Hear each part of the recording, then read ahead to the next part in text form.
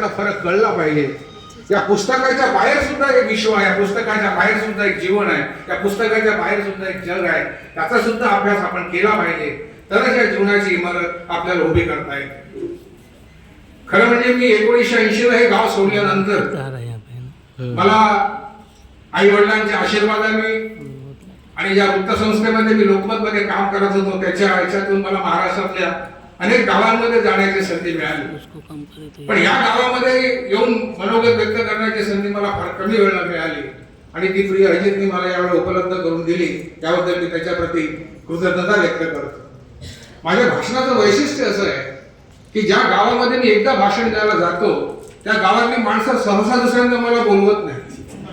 पण या गावातल्या अनेक माझे भाषण ऐकून सुद्धा आपण ही प्रदीर्घ अशी परंपरा खंडित केली आणि परत एकदा आपल्या समोर मनोगत व्यक्त करण्याची संधी उपलब्ध करून दिली. याबद्दल आपल्या रसिकतेला आणि आपल्या औदार्याला मी सर्वप्रथम मानाचा मुजरा करतो. मित्रांनो, सामाजिक आणि शैक्षणिक, साहित्यिक अशा पुरस्काराचं वितरण आपण या ठिकाणी केलंय. पुष्पाताई इथे बसलाय, अली साहेब इथे बसले आहेत. परमपूज्यनीय विनोबा भावेंनी साहित्याची व्याख्या फार सुंदर पद्धतीने केली आहे. जे समाजाच्या सहित चालतं ते साहित्य, असं विनोबाजी आपल्या आयुष्यामध्ये अनेकांना सांगून गेले. ज्या साहित्याचा समाजाशी संबंध नाही आणि ज्या सामाजिक सेवेचा साहित्याशी संबंध नाही त्यातून अक्षर वाङ्मय निर्माण होत नाही.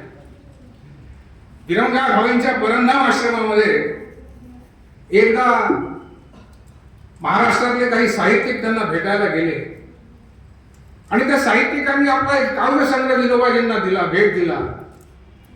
त्या काव्यसंग्रहामध्ये पौर्णिमेचा चंद्र असं त्या काव्यसंग्रहाचं नाव होतं. आणि त्या मोठ्या साहित्यिकांनी, त्या कवयित्रींनी, त्या कवींनी विनोबाजींना सांगितलं की पौर्णिमेचा चंद्र अतिशय सुंदर असा काव्यसंग्रह मी निर्माण केला आणि तो तुम्हाला द्यायला आलो आहे. विनोबाजींनी तो इकडे तिकडे हाताळला आणि खाली ठेवून दिला. पुष्पाताई ती कवयित्री, तो कवी विनोबाजींना असं म्हणाला की साहेब, आयुष्याची कमाई मी तुमच्या हातात दिली आहे आणि तुम्ही नुसता इकडे तिकडे चालला आणि खाली ठेवून दिला. विनोबाजी म्हणाले की तुमच्या काव्यसंग्रहाचं नाव पौर्णिमेचा चंद्र असं दिसतंय. ते म्हणले हा पौर्णिमेचा चंद्र आहे. ते म्हणले इथेच तुमची आणि माझी तफावत आहे. मला पौर्णिमेचा चंद्र आयुष्यामध्ये कधी आवडला नाही. ती कवयित्री म्हणाली, तो कवी म्हणाला की साहेब बाबू कशी गोष्ट करता तुम्ही? अहो हे सारा मराठी वाङ्मय, मराठी साहित्य, मराठी काव्य, मराठी अस्मिता सगळे सरस्वती पुत्र या पौर्णिमेच्या चंद्रावर वृद्ध आहे आणि मी अतिशय परिश्रमाने लिहिलेला काव्यसंग्रह तुमच्या हातात दिलाय आणि तुम्ही म्हणता की मला पौर्णिमेचा चंद्र आवडत नाही. पण तुम्हाला काय आवडतं? विनोबाजी असं म्हणाले की मला अमावस्येची काळी कुट्ट रात्र खूप आवडते. ते म्हणले असे कसं म्हणता तुम्ही? विनोबाजी असं म्हणाले की पौर्णिमेची रात्र ज्यांना आवडते त्यांना ती लखलाभ हो, मला मात्र अमावस्येची काळी कुट्ट रात्र याच्यासाठी आवडते की काळ्या कुट्ट रात्री काजव्यांना सुद्धा चमकण्याची संधी मिळत असते. या साहित्यामध्ये काजव्यांना चमकण्याची संधी मिळते. या साहित्यामध्ये समाजातल्या शेवटच्या घटकाचं प्रतिनिधित्व आपल्याला दिसतं. हे साहित्य हेच खरं वाङ्मय असतं. माझी बहीण आहे डॉक्टर मंजुषा कुलकर्णी. तुमचं तर ते काय, मला ते तुम्ही यांच्या फेसबुकवर काय पाठवता ते तर मला वाचता आलं नाही, पण तिने मला तुमची ती केळापूरच्या सहलीतल्या लहानपणीच्या आठवणीची गोष्ट तिने मला पाठवली. इतक्या वर्षांपूर्वी आपण जी सहल केली होती ती आपल्या हृदयामध्ये कोरून ठेवून ती शब्दबद्ध जी झाली, हे खरं अक्षर वाङ्मय असं मला वाटतं. मला प्रामाणिकपणे असं वाटतं जे काही साहित्य संमेलन मी पाहिली, ज्या कोणत्या साहित्य मेळाव्यामध्ये मी गेलो, साहित्य असेल, काव्य असेल, जोपर्यंत शब्दांना हृदयाचा स्पर्श होत नाही तोपर्यंत काव्याची निर्मितीच होत नाही, तोपर्यंत साहित्याची निर्मितीच होत नाही. आणि म्हणून काव्य असेल किंवा साहित्य असेल, एक तर ते काळजीतून निर्माण होतं किंवा ते काळजातून निर्माण होतं, याच्याशिवाय त्याला पर्याय राहत नाही. आणि मग शब्दांना एक तर काळजाचा स्पर्श असला पाहिजे किंवा काळजीचा स्पर्श असला पाहिजे, याच्याशिवाय अक्षर वाङ्मय तयार होत नाही. तुम्हाला पुरस्कार मिळाला याच्याबद्दल अभिनंदन, तुमच्या साहित्य सेवेला सुद्धा अभिवादन.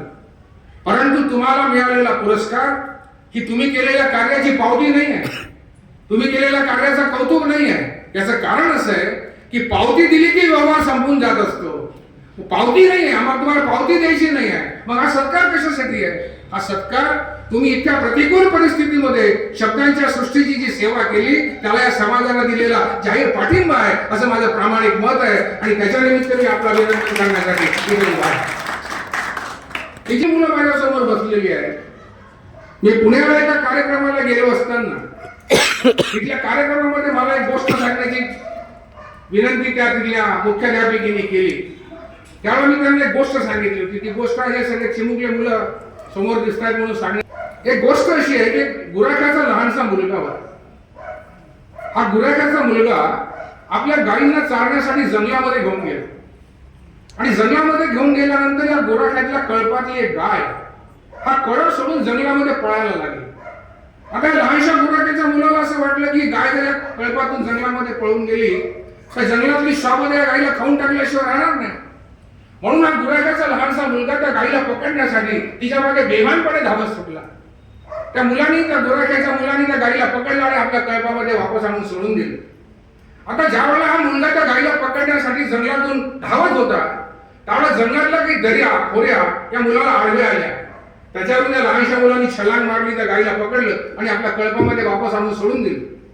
ज्यावेळेला हा मुलगा त्या दरीवरून छलांग मारत होता त्यावेळेला ही छलांग त्या जंगलामध्ये शिकार करण्यासाठी आलेल्या एका राजाने पाहिली आणि त्या राजाला असं वाटलं की किती विहंगम दृश्य आहे.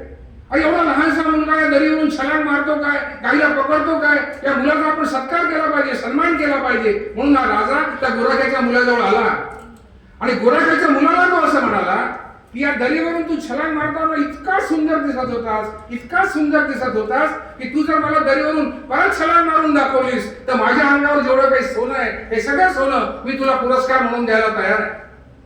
हा गुराख्याचा मुलगा म्हणला, राजासाहेब मी प्रयत्न करून पाहतो. त्या गुराख्याच्या मुलाने परत दरीवरून छलांग मारण्याचा प्रयत्न केला पण यावेळेला हा गुराख्याचा मुलगा यशस्वी झाला.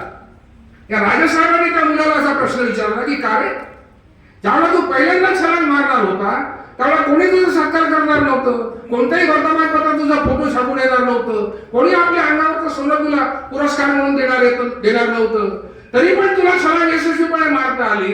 आणि यावेळेला तर मी तुझा सत्कार करणार होतो, सन्मान करणार होतो, सगळं सोनं मी तुला देणार होतो, तरी पण तुला छलांग यशस्वीपणे मारता आली नाही. याचं नेमकं कारण काय आहे? तो गुराख्याचा मुलगा राजासाहेबांना असं म्हणाला की राजासाहेब खरी गंमत अशी आहे की ज्यावेळेला मी पहिल्यांदा छलांग मारली त्यावेळेला माझं लक्ष माझ्या ध्येयाकडे होतं आणि दुसऱ्यांदा ज्यावेळेला मी छलांग मारली त्यावेळेला माझं लक्ष तुमच्या पुरस्काराकडे होतं. मानवी जीवनामध्ये आपल्याला ध्येय प्राप्ती जर करायची असेल तर कोणी आपला सत्कार करो वा ना करो, कोणी आपल्या शाबासकीची पाठ देऊ वा ना देऊ, कोणत्याही वर्तमानपत्रात आपला फोटो छापून येऊ वा ना येऊ, पण जो संकल्प, जी जिद्द आणि निष्ठाने माझ्या जीवनाशी बाळगली आहे याची तडजोड करायची नाही, याचं नाव तारुण्य आहे, याचं नाव विद्यार्थी आहे. तुम्हाला जर असं वाटत असेल की या बाळ कुलकर्णीच्या डोक्यावरचे केस पांढरे झाले आणि तुमच्या डोक्यावरचे केस काळे आहे म्हणून तुम्ही तरुण आहे आणि हा बाळ कुलकर्णी म्हातारा आहे तर तुम्ही तारुण्याची चुकीची व्याख्या करत आहे.